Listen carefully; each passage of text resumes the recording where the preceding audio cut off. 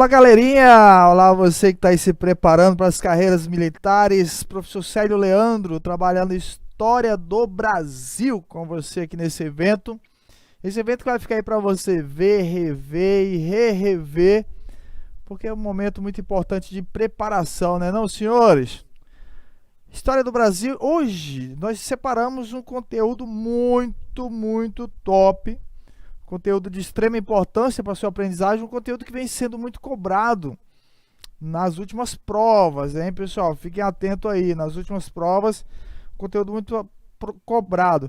Nós já fizemos alguns eventos aqui fazendo um raio-x, né, destrinchando todo o edital de História do Brasil, e agora vamos começar a pontuar alguns pontos importantes, né, desse edital, algumas referências importantes desse edital, e aqui eu chamo você que está aí se preparando, que acompanhe todos esses eventos, pega lá português, massacra português, pega lá geografia, massacra geografia, que a prova está chegando e você tem que estar afinado, e aqui você encontra a melhor equipe, eu posso garantir, tá bom?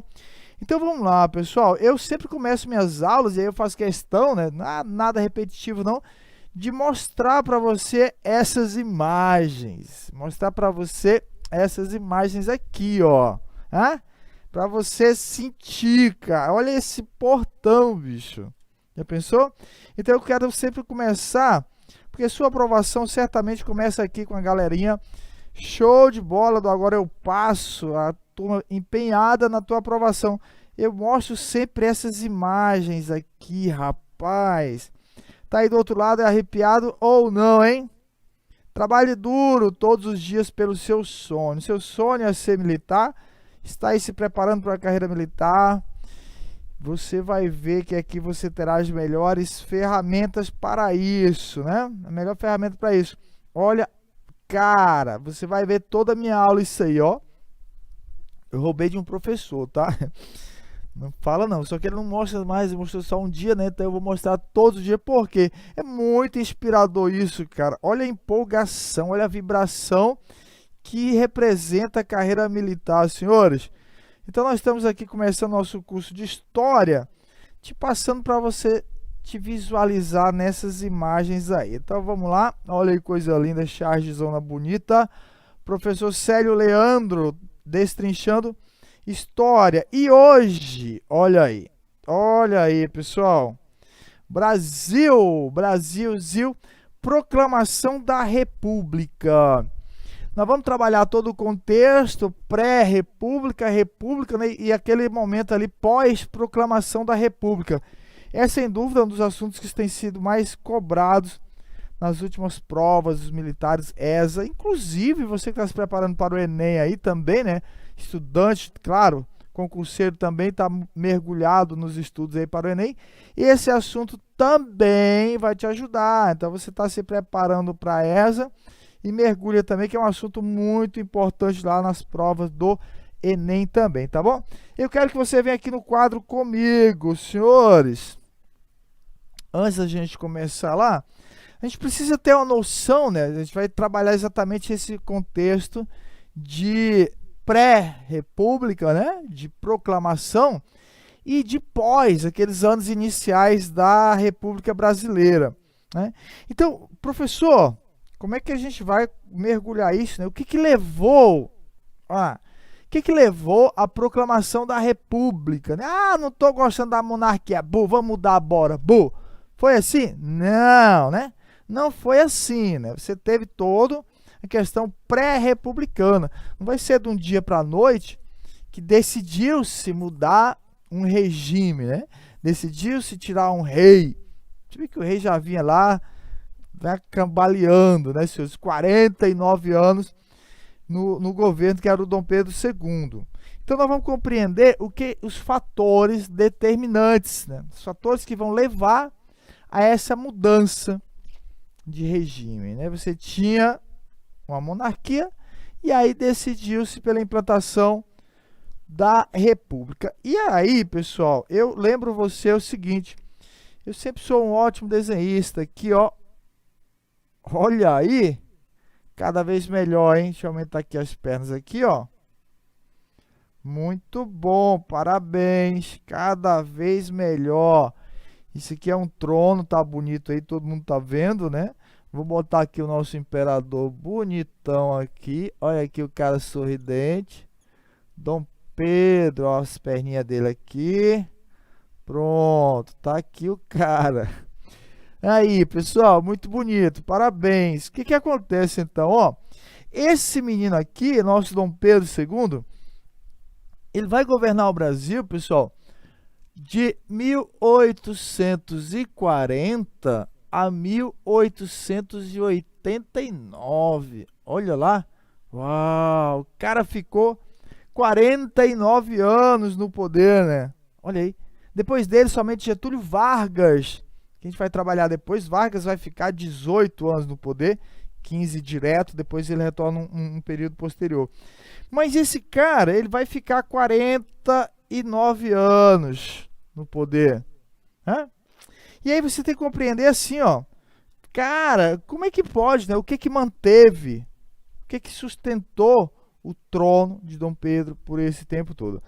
Então, Dom Pedro, no trono, ele foi sustentado por um tripé.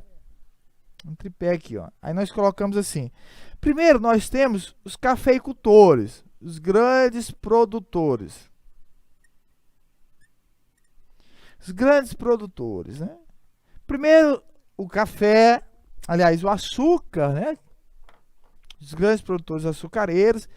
E aí, na mudança, Dom Pedro I, Dom Pedro II e tudo aquilo ali, nós vamos estudar também, um novo produto surge e vai ganhar a economia brasileira, que é o café, que vai determinar todo o período republicano também. Então, Dom Pedro, os grandes produtores de açúcar e os grandes cafeicultores, já no final do seu governo, vão sustentá-lo no poder. Mas por quê, professor? Senhores, Dom Pedro mantinha a escravidão. Lembrar disso, né? O Brasil foi o último país a libertar os escravos.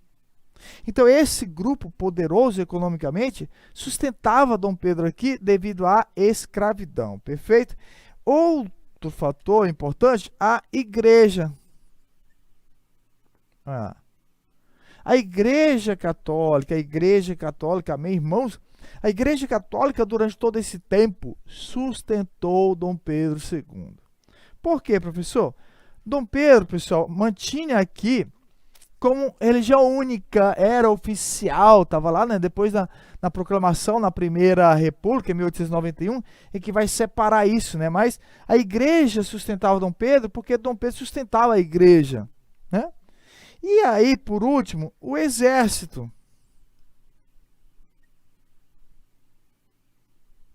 Pronto. As Forças Armadas, o exército, que vai ser criado, estruturado por Dom Pedro, né? E que vai ter grande apoio durante o seu governo. E aí, pessoal, os idos de 1870, né? Os idos de 1880, muita coisa vai acontecer que esses grupos, né, esse tripé de sustentação, vai perder apoio. Dom Pedro vai perder apoio exatamente nesses idos, né, do ano de 1870, 1880 para frente, e já vinha sendo sofrido lá desde o processo de pressão da Inglaterra pela libertação do escravo, tá bom? Então, Dom Pedro se sustenta durante esses três pilares aqui, e é importante você compreender como é que ele vai quebrar, né, como é que ele vai perder esses três pilares aqui. Volta aqui comigo aqui no slide aqui para a gente ver, olha lá. O Brasil Império, você tem uma noção, um panorama aí, como é que era esse governo, esse Brasil Império de Dom Pedro I e Dom Pedro II lá. Bom, o que regia o Brasil Império era a Constituição de 1891. Tá? Essa Constituição você tem que saber e nós vamos trabalhar futuramente. Mas essa Constituição, pessoal, ela determinava a existência do poder moderador, que foi implementado por Dom Pedro II, Dom Pedro I, mas que vai perpetuar-se, tá? Isso aí não vai mudar, não. A Constituição de 1824, presta atenção, menino, Constituição de 1824, a primeira do Brasil, criou o poder moderador, E Dom Pedro também vai se beneficiar disso, né? Garantiu ao imperador o poder centralizador. Nesse período, o voto era censitário. Bota isso aí na tua cabeça, menino. O voto era censitário. O que isso quer dizer, professor? Só votava quem tivesse condições. Pagava para votar? Não, não pagava para votar. Mas para você ter o título, né, você teria que comprovar renda, né? Então só votava quem comprovava renda, né? Quem tinha condições. A famosa o voto da mandioca, né? Porque só quem tinha dinheiro era fazendeiros. Então quem tinha condições era quem tinha terra, tá bom? Então os fazendeiros aqui, o que nós falamos, ó, dependiam muito do trabalho escravo, né? Então enquanto Dom Pedro mantinha esse trabalho escravo, mantinha-se o apoio destes fazendeiros. Lembrar disso, hein? O café virou o principal produto de exportação durante o Império, né? Você vinha lá, o açúcar e o café despontam como isso. Então, os grandes cafeicultores que vão sustentar. Então, aqui você tem um panorama do que era o período imperial, o Segundo Império, Dom Pedro II, né? Ele era autoritário, ele era imperador. Então você não tinha uma participação. Opa, olha aí. Mas uma causa para a mudança da República, né? O mundo já vivenciava participações políticas e Dom Pedro com o seu poder moderador. Olha, que problemas Dom Pedro passou a enfrentar, né? Que problemas Dom Pedro, isso que nós vamos destrinchar futuramente. Anota aí no teu bloquinho de anotações, né? Por quê? O que vai desencadear a República, né? Que problemas Dom Pedro passou a enfrentar que desencadeou a República? Olha lá, menino. Então vejam aí. A insatisfação da igreja. Ó, esse foi um problema sério. Lá na frente nós vamos destrinchar melhor. A insatisfação da igreja com o fato de Dom Pedro defender a maçonaria. Dom Pedro, pessoal, era maçom, tá? Ele vai trazer lojas maçônicas para o Brasil. Ele vai estimular a presença da maçonaria, né? Vai estimular a divulgação dos ideários maçônicos. A maçonaria esteve presente nos grandes eventos da história mundial, não somente do Brasil, né? Hoje ainda tem um grande tabu, né, sobre a maçonaria. Imagine os senhores aquele período, né? E Dom Pedro era maçom, estimulava a presença da maçonaria aqui no Brasil. Então isso vai criar ali um descontentamento. Daqui a pouco Dom Pedro passa a interferir nos assuntos religiosos. Vamos já chegar lá. Outra coisa, a insatisfação dos fazendeiros no que se refere à questão escravista. Ora, nós temos um regime que nos mantém a mão de obra. Esse regime tira a mão de obra. Por que eu vou sustentar esse regime, né? Por quê? Então você perde esse apoio, que nós vamos já falar melhor, em cima dessa perda da mão de obra. A escravidão, pessoal, ó, ela também, nós vamos trabalhar isso já já, ela acontece em 1888, mas ela vem perdendo, não foi naquela data, né? Você já tem alguns estados que já tinham decidido pela abolição, pressões da Inglaterra, nós vamos já chegar lá também, tá bom? O velhinho imperador já estava doente, a monarquia não a monarquia não representava mais a modernidade que o país necessitava, né, pessoal? Então, o velhinho caquético Dom Pedro já não representava o vigor de uma potência que já foi, né? Então, a sua saúde debilitada. Atenção, senhores, o principal fator aqui, ó, o descontentamento dos militares a partir da Guerra do Paraguai. Uau, pessoal, essa Guerra do Paraguai vai ser desastrosa em várias situações, né? Desastrosa para Dom Pedro, desastrosa para a monarquia, desastrosa para a economia do Brasil, que a gente vai trabalhar já já, tá bom? Então, olha aí, o cenário era exatamente esse, né? Dom Pedro, velhinho, pressionado por vários setores. Os cafeicultores do Oeste Paulista passaram a defender uma nova organização política para o Brasil. Imagina você, volta aqui comigo, só para mim aqui, ó. só para você ter uma ideia assim, pessoal, o que regia a economia brasileira no governo de Dom Pedro, né, especialmente nos idos finais, economia era o café. Então imagina você, economia. O Brasil foi o maior produtor de café do mundo. E esses produtores eram pessoas de grande poder econômico. Nós vamos estudar o processo de industrialização do Brasil, vai partir daqui, ó. O processo de urbanização do Brasil vai partir daqui, ó, né? O processo de criação de a linha férrea brasileira vai partir daqui, ó. Então eram pessoas, barões do café de grande influência econômica. Porém, duas situações, ó. Tinham dinheiro, mas não mandavam. A monarquia não permitia, né? Monarquia poder centralizador, autoritário na mão de Dom Pedro. Então os caras tinham muito dinheiro, mas não mandavam, né? Então eles passaram a defender mudanças também na política. Volta lá a imagem aqui. Aí você tem algumas imagens desses barões do café, né? Tá, claro, imagens da época.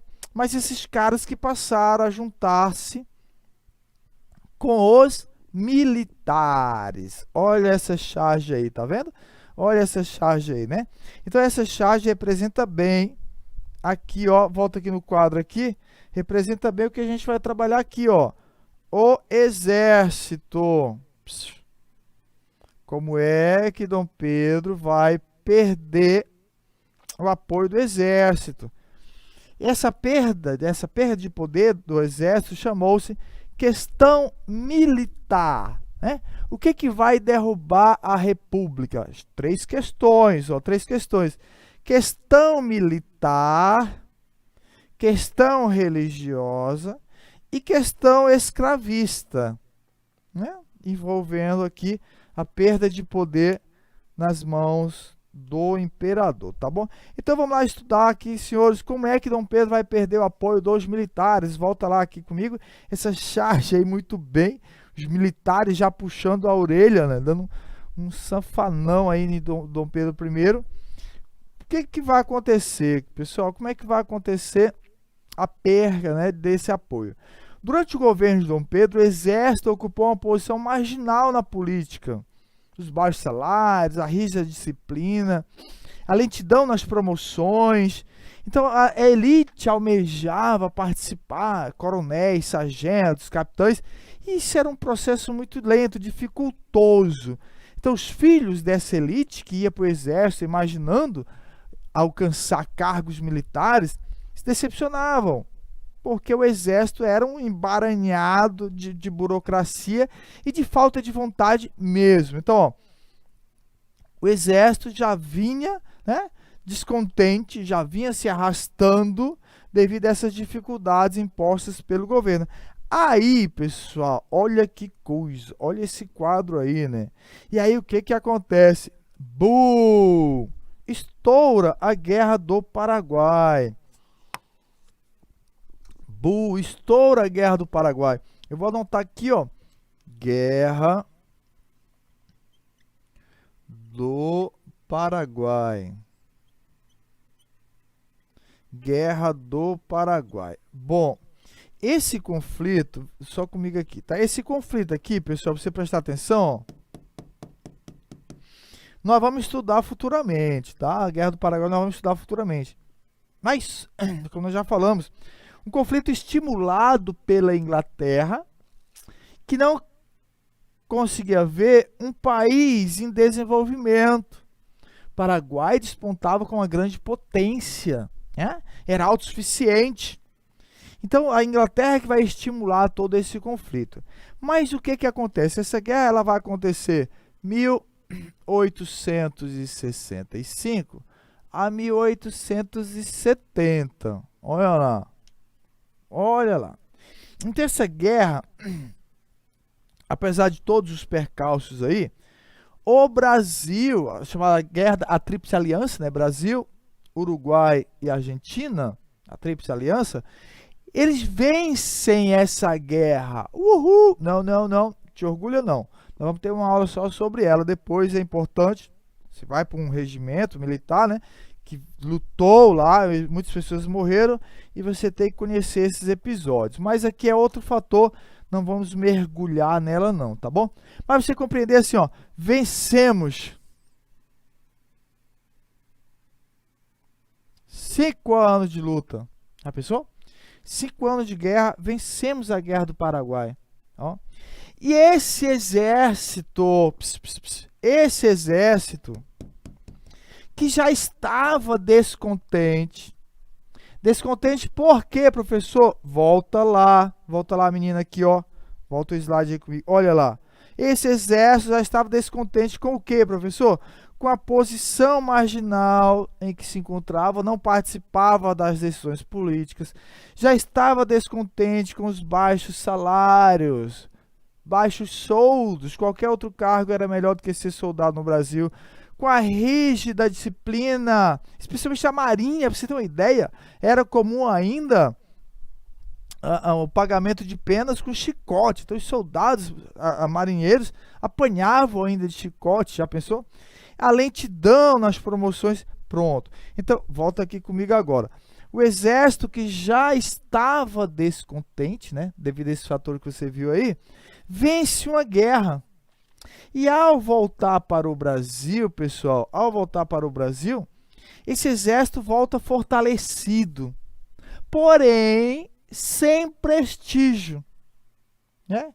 Dom Pedro não dá cargos, não promove e tal, então o exército, tá errado. Esse regime já não nos interessa, né? Então a Guerra do Paraguai, aquilo que a gente fala, a Guerra do Paraguai vai ser desastrosa para Dom Pedro, para a monarquia, porque é esse exército vitorioso na Guerra do Paraguai que vai querer mudar, tá bom? Vamos continuar aqui com a gente aqui. Então, olha lá. Após a Guerra do Paraguai, o exército saiu fortalecido. Tá bom? Então, pronto. Questão militar, né? Nós vamos já chegar lá. Agora, você já sabe que o exército está descontente. Pronto, exército descontente devido à Guerra do Paraguai, devido a todos aqueles fatores ali. E aí, pessoal, nesse meandro, enquanto isso acontecia, Dom Pedro também passou a interferir nos assuntos da igreja. Olha que coisa! É o que chamamos de questão religiosa. Né? Vamos botar aqui em cima, ó. Questão religiosa. Questão religiosa. Nós já pontuamos isso aí, tomar. Vamos lá, então. A questão religiosa é o fator que vai levar Dom Pedro a perder o apoio da Igreja Católica. Vamos lá? A interferência de Dom Pedro nos assuntos religiosos, provocando um descontentamento da Igreja Católica. Olha esse charge.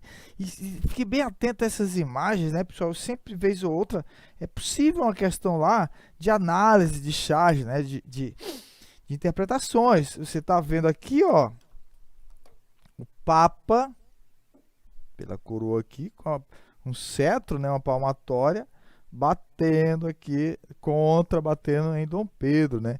Então a Igreja Católica passa a fazer oposição do governo de Dom Pedro I, tá bom? Dom Pedro II. Daqui a pouco a gente vai mergulhar melhor na questão religiosa. Tem um quadro aqui que você vai compreender melhor. E aí, agora, outra questão aqui, rapidinho. Olha aí, como é que Dom Pedro agora vai perder apoio dos grandes produtores? O cara, sinceramente, ó. Sinceramente. Eu vou ter que apagar aqui esse quadro, que isso aqui é muito importante para a gente compreender, tá? Como é que ele vai se isolar nesse sentido aí, tá bom? Ó, então você tem a questão religiosa, interferência na Igreja Católica, a questão militar,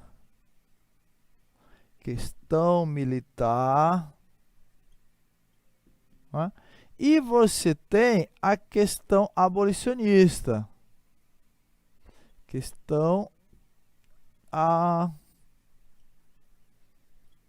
abolicionista. Perfeito, menino? Olha aí, 3 fatores que vão derrubar Dom Pedro. Buf! 3 fatores que vão derrubar Dom Pedro. O que acontece? A questão abolicionista é o fato que vai culminar na libertação dos escravos. Tá bom? É o fato que vai culminar a libertação dos escravos. Lembre-se que Dom Pedro apoiava os produtores apoiavam Dom Pedro devido à existência dos escravos. Como é que vai acontecer essa libertação dos escravos, professor? Bom, pessoal, acompanha comigo aí no quadro seguinte, ó. A Inglaterra, ela tinha interesses na libertação dos escravos, né? A Inglaterra vai passar a pressionar, não só o Brasil. O Brasil foi o último país a libertar seus escravos. Isso graças a uma longa pressão. Aí você imaginar, professor, a Inglaterra era boazinha assim, queria ver todo... Não! Interesse inglês não era humanitário, era interesse econômico. Inglaterra vivia lá, pessoal, uma revolução industrial muito grande, né? E precisava de quê?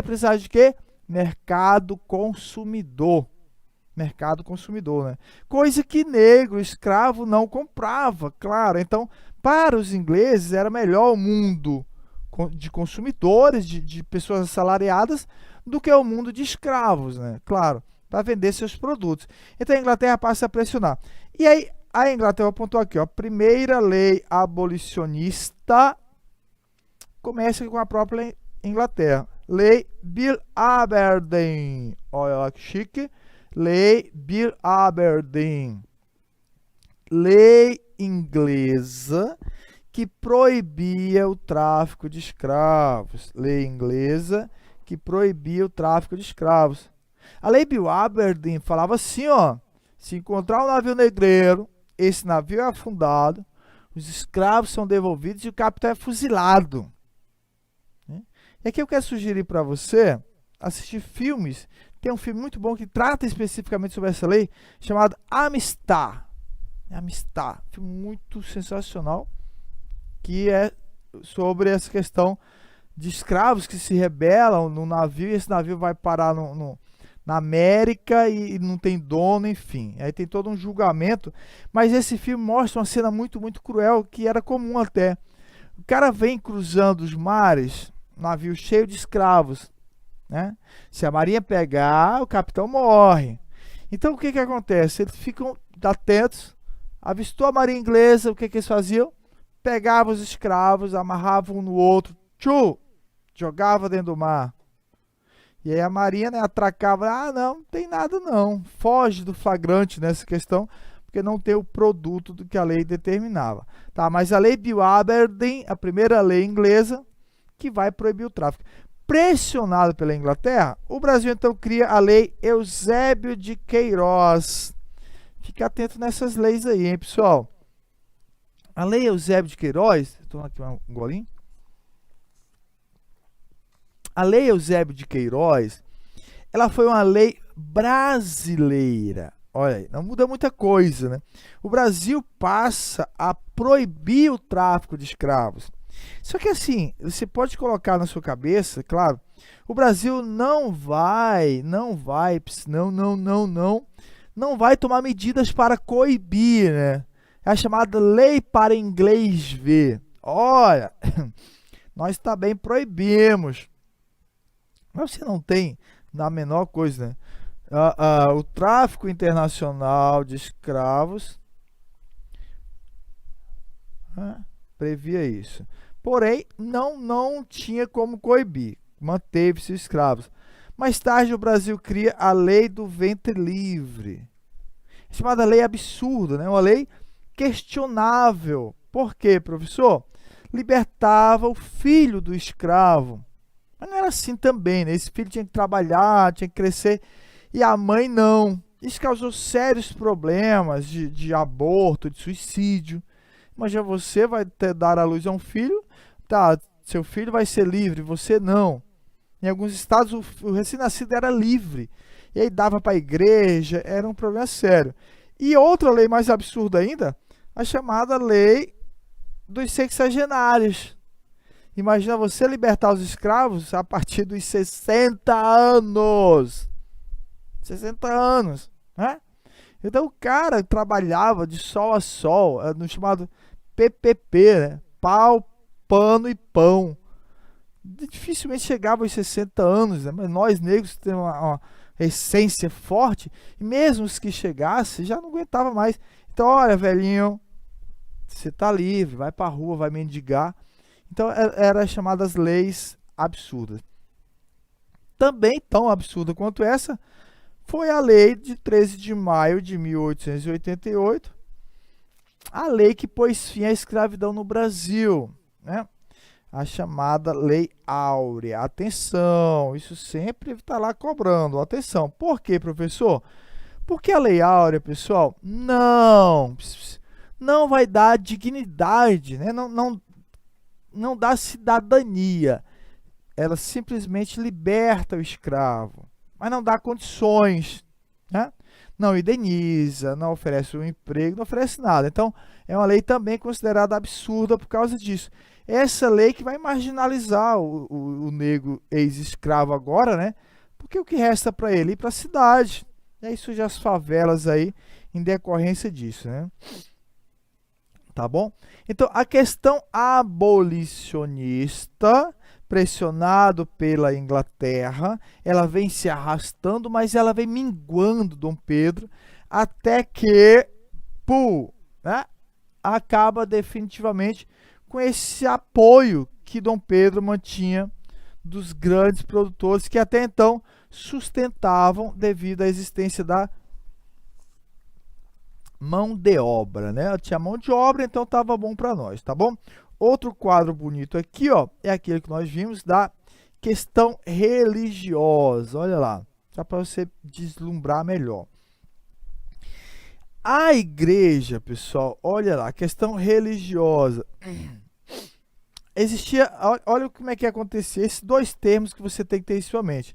O padroado e o beneplácito. Padroado e beneplácito. Olha lá. Então, como é que funcionava a questão da igreja no Brasil? Nós vivíamos aqui o império, a monarquia absolutista, né? Dom Pedro tinha o poder em suas mãos. Então, existiam esses dois termos, essas duas leis aqui, chamado padroado e beneplácito, onde a igreja ela era submetida ao Estado.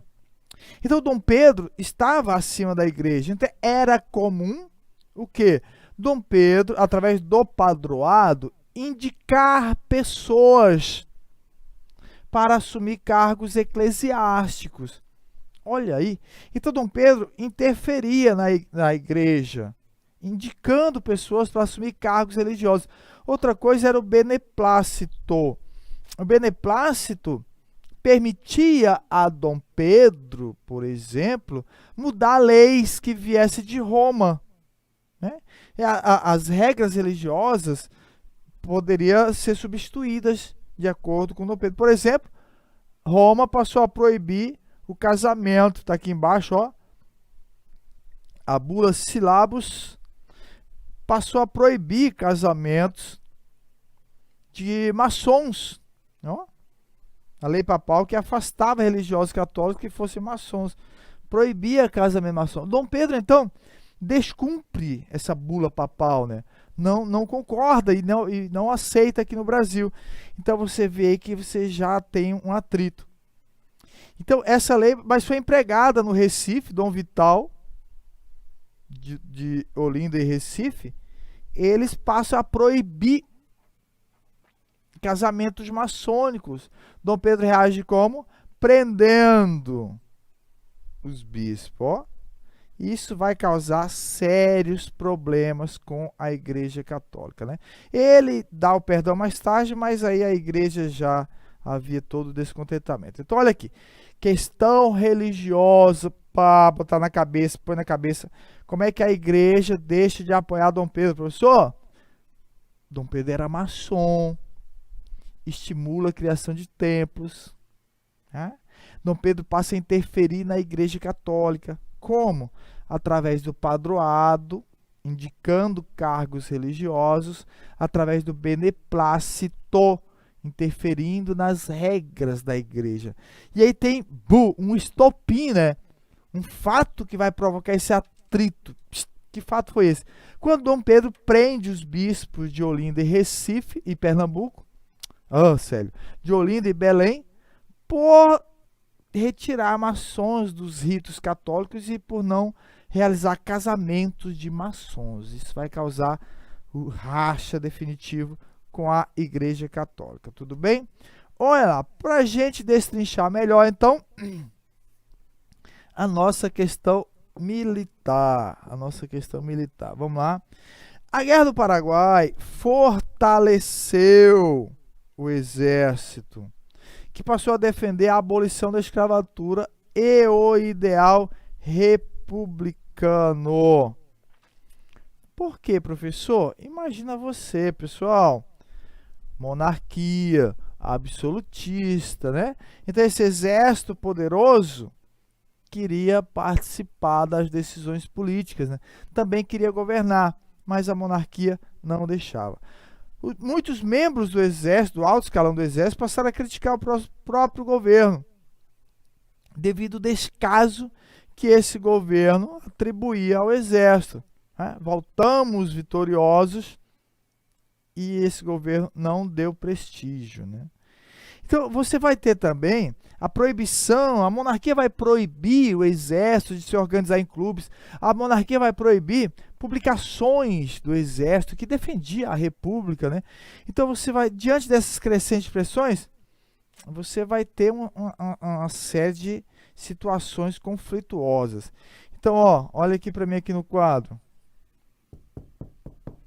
Você vai juntar a Igreja Católica, os militares e os produtores. Olha aí. Três grandes segmentos poderosos que mantinham o Brasil, e esses segmentos vão retirar Dom Pedro. Mas olha que pergunta interessante, que já caiu na prova. A República, então, foi proclamada. Nós vamos ver esses nuances aí. 15 de novembro de 1889. Mas e aí, meu querido professor, meu querido aluno que está aí se preparando? Questão de prova lá, questão 17 lá para você. Isso vai mudar o quê? Né? O que isso vai ajudar? Vai mudar o quê no Brasil? E a gente fala assim, no grosso, quer saber? No grosso, nada. Né? No grosso, nada. Primeira coisa que você tem que botar na sua cabeça, ausência do povo. Povo, não. Atenção, não. Não foi, pessoal, põe na tua cabeça, não foi um movimento popular, né? Não foi um movimento popular. Então, a participação popular da sociedade, manifestação, protesto, vamos lá, república, não teve isso, né? Então, nós não tivemos participação popular. Tem um cara muito sensacional que escreve sobre a república, e ele vai falar assim, o povo assistiu a tudo bestializado, imaginando ser mais um desfile militar. Então, você não tinha, nem o povo sabia disso. Imagina você na Amazônia, né? As notícias vão chegar 2, 3 meses depois. Ei, o Brasil é república. E aí, o que é isso? Né? O que significa isso? Né? Então, você não teve grandes transformações estruturais, né? na política, na economia e tal, especialmente devido à ausência desse elemento. devido à ausência desse elemento, que é a massa, que assistiu a tudo bestializado, imaginando ser mais um desfile militar. Mas vamos ver aqui situações de mudanças que ocorreram. Vamos lá. Primeira coisa, mostrando lá para mim aqui, ó. Olha, primeira coisa, mudou o nome do país, né? Mudou o nome do país. Passou a se chamar Estados Unidos do Brasil. Né?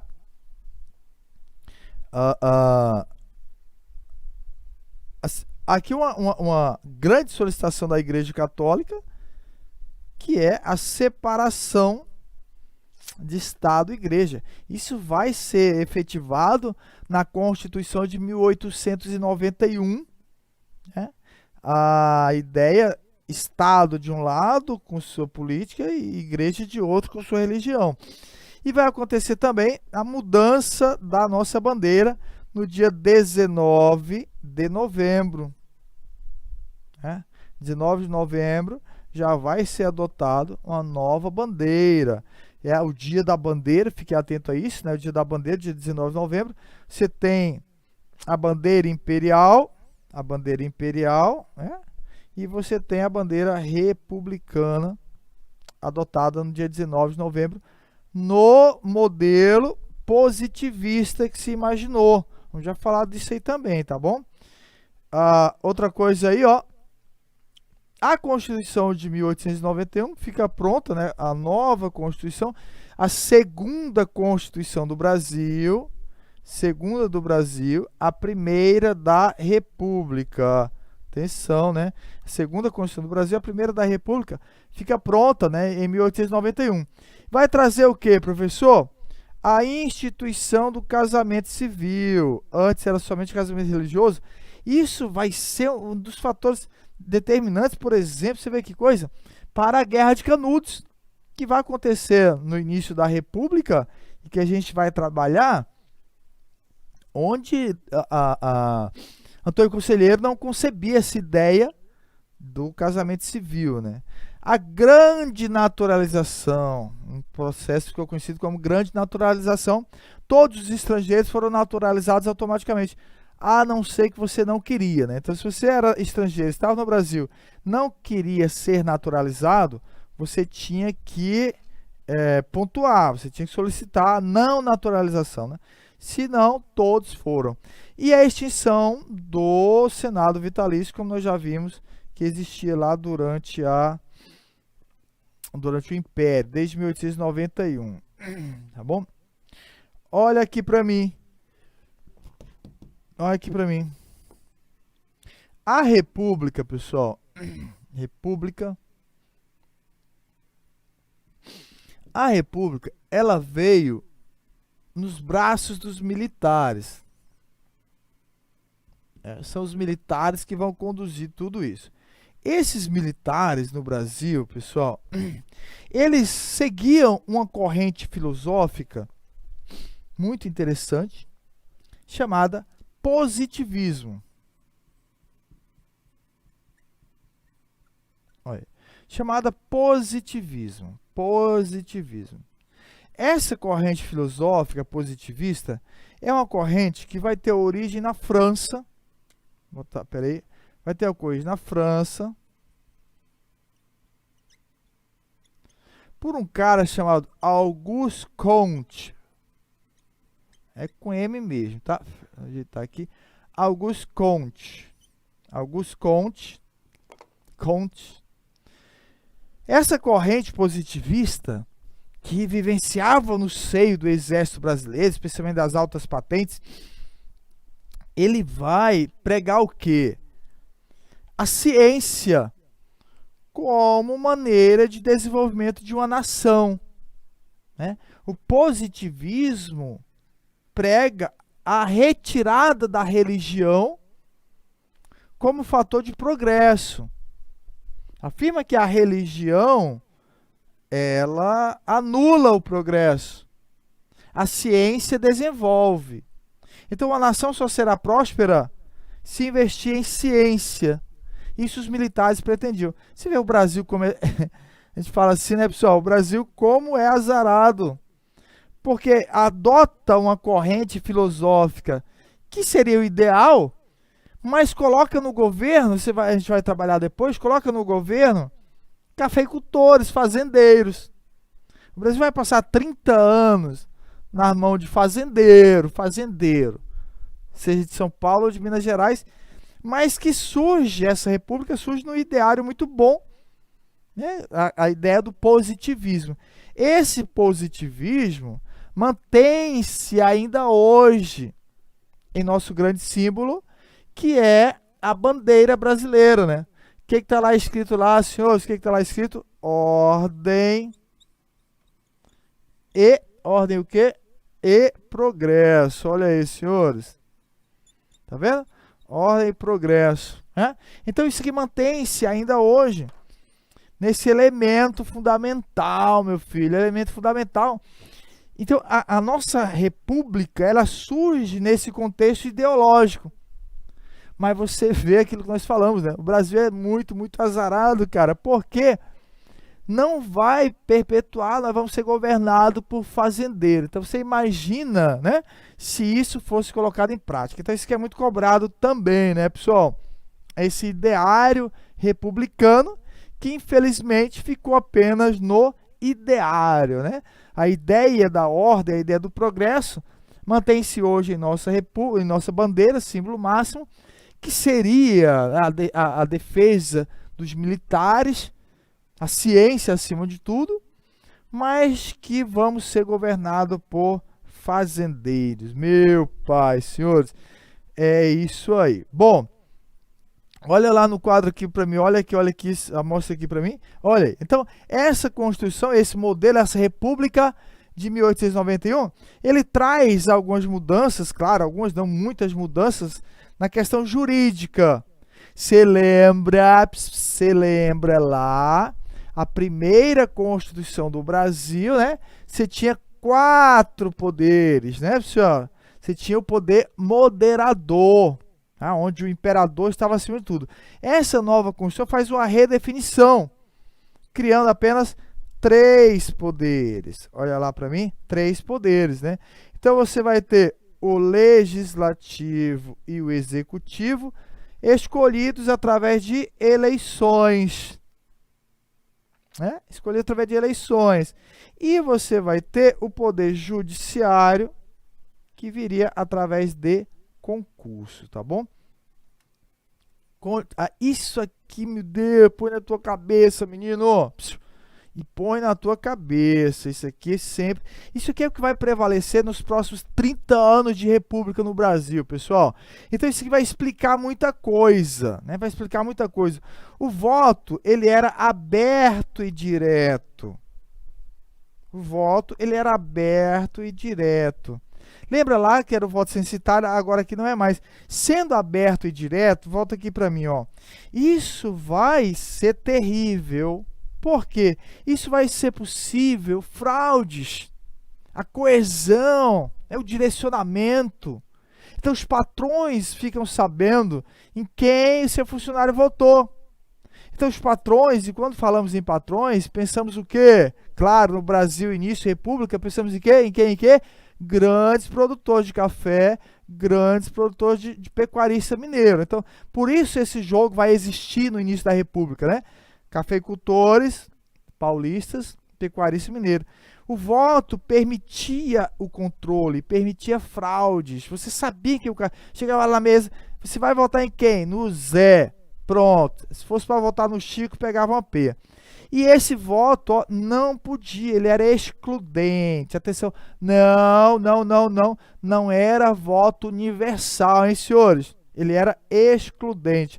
Não podia quem? Não podia mulheres, analfabetos, não podia mendigos, não podia soldados, né? Pessoas que cumprissem ordens, né? Olha aí, subalternos, né? Não podia subalternos. Um problema muito sério. A nossa república, então, ela vai surgir em decorrência disso aí, tá bom? Então, olha aqui para mim agora, só aqui para mim, meu filho, só aqui para mim. Eu vou apagar aqui para a gente pontuar direitinho, ó. A gente pontuar direitinho. O que que acontece, pessoal? Bom, o que que acontece? Império Brasileiro, Dom Pedro II, 49 anos no governo. Boa! Império Brasileiro, Dom Pedro II, sustentado pela igreja, né? Sustentado pelo exército, sustentado pelos grandes produtores. Perfeito. Situações ocorridas que nós estudamos aqui vai fazer com que ele perca esse apoio, né? Que situações, professor? Aqui você tem a chamada questão religiosa, quando a Igreja Católica deixa de apoiar Dom Pedro, né? Quando a Igreja Católica deixa de apoiar Dom Pedro passa a interferir nos assuntos religiosos. Dom Pedro estimula a criação de templos maçônicos, nós já falamos. Dom Pedro estimula, era maçom, os grandes eventos das grandes histórias, a maçonaria está por trás e a igreja não vê isso com bons olhos, né? Dom Pedro passa a perder apoio dos militares, perde apoio dos militares. Por quê, professor? Você lembra lá? Não dava créditos devido à guerra do Paraguai. Os caras voltaram vitoriosos, 5 anos de batalha lá, e Dom Pedro não dá prestígios, baixos salários, não participação, o exército não participava de decisões, então Dom Pedro passa a perder influência, passa a perder apoio do exército. E também dos grandes produtores, né? Você tem aqui toda a questão do fim da escravidão no Brasil, né? Desde a lei Bill Aberdeen, que nós trabalhamos com pressões da Inglaterra, até a lei abolicionista. Então aqui está um conjunto de fatores responsáveis pela retirada da monarquia. Muito bem, senhores, pela retirada da monarquia. Olha aí, né? Então, Dom Pedro vai perder o seu posto devido a esses fatores aí, tá bom? Para fechar nossa aula, aí o que acontece nos nossos próximos encontros? Nós partimos a partir daqui. Proclamamos a República, criamos a Constituição, e aí você começa, então, a chamada República Velha, né? Minas Gerais, tudo isso aí, né? São Paulo. Mas agora nós vamos fazer algumas questões sobre esse contexto que nós trabalhamos aí. Vamos lá? Mostre lá, então, menina. Olha aí, perfeito. Lembrar assim, pessoal, todas essas questões são questões de provas anteriores, hein? Questões de provas anteriores. Olha lá. Sobre o contexto histórico responsável pela proclamação da República, não se inclui, né? O que está errado aí, hein, pessoal?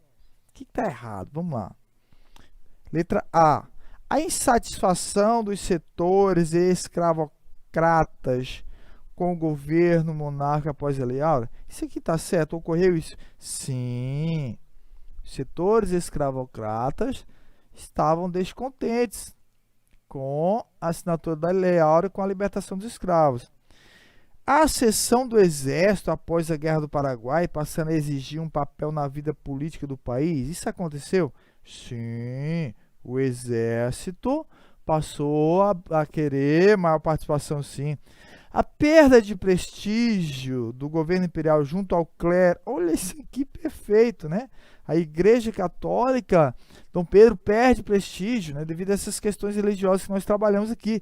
Ele vai prender o bispo de Belém, de Olinda, né, porque os bispos não concordaram em fazer casamentos maçônicos e tal, então isso vai criar sérios problemas.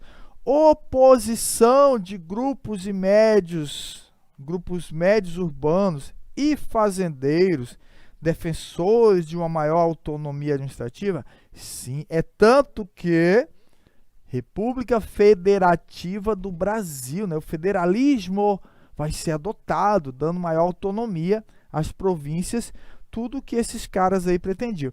Então, o que está errado aí, professor? Olha aqui, pessoal. Tá vendo?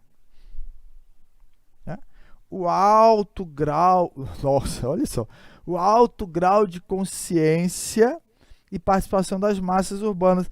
Isso aqui aconteceu, sim ou não? Não! Como aqui está perguntando não, você tasca ali aqui e corre para o abraço. Beleza, menino? Próxima questão. Próxima questão. Olha aí, que coisa! Nós nem citamos aqui, né, pessoal, que eu ia trabalhar a questão da República da Espada.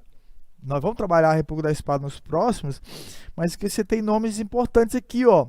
A proclamação da República foi realizada 15 de novembro, com resultado da mobilização dos republicanistas e dos militares contra a monarquia. Por meio de um golpe, o imperador foi derrubado e um presidente foi escolhido para governar temporariamente. A proclamação da República foi realizada por quem? Peraí, professor, peraí, isso está me enganando. A questão dessa aí vai estar na minha prova, esteve em provas anteriores? Sim, meu filho. Tá vendo? Tá vendo como é fácil? Ó, aí eu coloco assim, ó. Benjamin Constant, esse cara aqui, ele é o ideário teórico, né, da República no Brasil. Deodoro, se você anota, Deodoro da Fonseca vai ser o segundo presidente. Segundo presidente da República, militar também, né? E, aliás, ô Célio, preste atenção, menino, Ctrl C. Aí, volta aqui, pronto. Deodoro, Marechal Deodoro da Fonseca. Cadê aqui? Pronto. Não. Vai ser o primeiro presidente da República. Né? Floriano Peixoto, Marechal Floriano Peixoto, é que foi o segundo presidente da República. Então, ó, Deodoro da Fonseca é o cara que vai liderar todo esse processo de derrubada do imperador, tá bom? Então, Deodoro da Fonseca, primeiro presidente do Brasil, vai ser o grande líder desse contexto aqui, tá bom? Então, a nossa resposta é a letra B de bola, né? A proclamação da República foi realizada por quem? Marechal Deodoro da Fonseca, tá bom? Próxima questão. Olha aí, mais uma questão para você se divertir. A respeito da proclamação, do que acontece no dia 15 de novembro, a alternativa incorreta. Presta atenção, isso sempre derruba muita gente, hein? O 15 de novembro é considerado um feriado nacional? Lembra lá? 15 de novembro, cai numa segunda-feira, cai numa sexta-feira, e aquele feriadão gostoso, hein? Sim, 15 de novembro é feriado nacional. No dia 15 de novembro, Marechal Deodoro da Fonseca prendeu o primeiro-ministro do Brasil, Visconde de Ouro Preto. Ih, professor, isso aí nós não trabalhamos, eu não sei e tal. Bota aqui pendurado, bota um P, pendura, né? Você vai eliminar as questões, pendura isso aí. A família real que governava o Brasil foi expulsa do Brasil? Sim, né? Foi expulsa. Dia 21 de novembro, eles se retiraram do Brasil, foi expulso, sem dúvida nenhuma. O ponto de partida da insatisfação dos militares da monarquia foi a Guerra do Paraguai? Sim, Guerra do Paraguai, você viu comigo, foi o ponto de partida que vai determinar a retirada de Dom Pedro. Houve extensa, meu Deus, houve extensa participação popular? Não! O povo acreditava mais no desfile militar. Então, se eu estou atrás da incorreta, e aqui está dizendo que houve extensa, então essa está incorreta. Automaticamente aqui você pendurou, vai estar o quê? Certa. Olha lá. Meu Deus, o professor! Vai ser assim, meu Deus do céu, vai ser assim sua prova, hein? Mais uma questão. A proclamação da República está ligada a um conjunto de transformações econômicas e sociais, dentre as quais inclui o quê? Olha aí. A universalização do voto. Ahá! Você já viu aqui comigo. Voto universal? Não. Voto aberto, masculino, todas aquelas questões lá. Desenvolvimento da indústria, classe operária, pessoal. Ó, isso aqui, indústria no Brasil, década de 30, né? Você vê que o Brasil, ele proclama a república e se arrasta no mundo rural.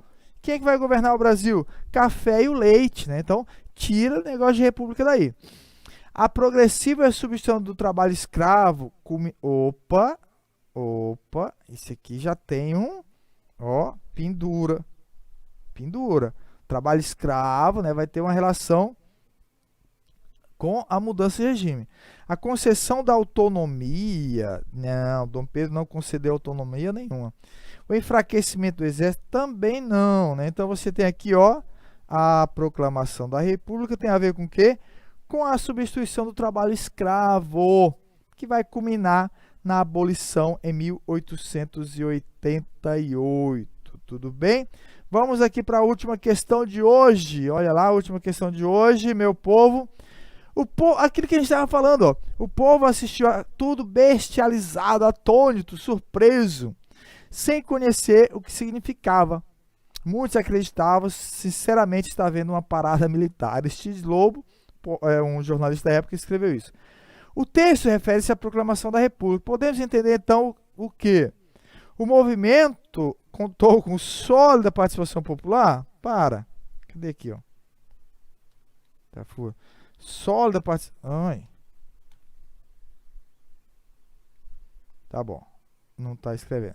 Com sólida participação popular? Não. Já está dizendo que o povo assistiu tudo bestializado. A proclamação vitoriosa resultou de um conjunto de parte do exército. Opa. Fazendeiros. Opa. Classe média. Opa. Olha a letra B como tá bonita, né? A proclamação foi resultado de quê? De um conjunto de parte do exército, de fazendeiros, classe média. Tá bonita. A Guerra do Paraguai não teve relação com o crescimento de... A Guerra do Paraguai teve relação direta, então a C não é. D. O terceiro reinado era visto de uma forma positiva. Não, a monarquia já estava velha, né? Não representava a modernidade que o Brasil necessitava. As críticas à centralização da monarquia e o surgimento de novos segmentos sociais não tiveram influência. Então, letra B de bola. A proclamação vitoriosa resultou de um conjunto de fatores do exército, fazendeiros e da Igreja Católica. Volta aqui comigo, menino. Isso é república. O Brasil começa agora a nossa república. São Paulo, Minas Gerais, Volta de Cabresto, essa delícia que a gente vai estudar futuramente aí para você vivenciar o seu futuro militar. Tudo bem? Então, galerinha, eu vou ficando por aqui. Reveja nossas aulas, acompanhe esses eventos, galera. Acompanhe esses eventos, muitos eventos bons aí, ó. Português, galera boa aqui para te conduzir para a tua carreira vitoriosa, tá bom? Um cheiro no coração e até um próximo encontro.